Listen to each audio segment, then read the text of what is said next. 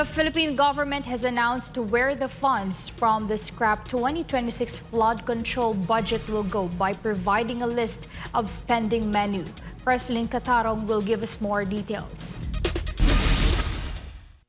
President Ferdinand Marcos Jr. announced that the funds originally allocated for flood control projects in 2026 will instead be redirected to key sectors, including education, agriculture, health, housing, infrastructure, ICT, labor, social welfare, and energy. In a press conference held at Malacanang, Marcos Jr. emphasized the importance of responsible spending, ensuring the realigned budget benefits projects with meaningful public impact. Now, since we have canceled all flood control projects for 2026, those savings, we already put a menu. Kaya para nga, unang-una, kahit na for the budget na sinusulat ngayon, kailangan na maliwanag na mapupunta sa tamang lugar. And so we have made a menu for our legislators to follow and say that all insertions, all changes made can only be made to the benefit of these agencies. The Philippine government spending menu outlines specific programs and projects that will benefit from the realigned funds.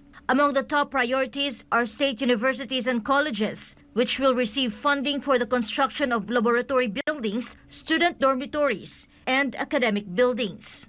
For the Department of Education, funds will be used to build basic education facilities, continue the school building program, procure textbooks and instructional materials, provide laptops under the computerization program, and implement the last mile school program. In the agriculture sector, the Department of Agriculture will use the budget for rice subsidies, farm-to-market roads, post-harvest facilities, cold storage expansion, and the construction of fish ports. The National Irrigation Administration will focus on building irrigation dams to support local farming. For the Department of Health, the budget will go toward enhancing health facilities, providing free medicines, and offering medical assistance to indigent and financially incapacitated patients. The Department of Human Settlements and Urban Development and the National Housing Authority will receive additional funds for the Pambansang Pabahay para sa Pilipino or 4PH program. The Office of Civil Defense will receive funding to build evacuation centers, while the Department of Information and Communications Technology will continue implementing its free Wi-Fi program.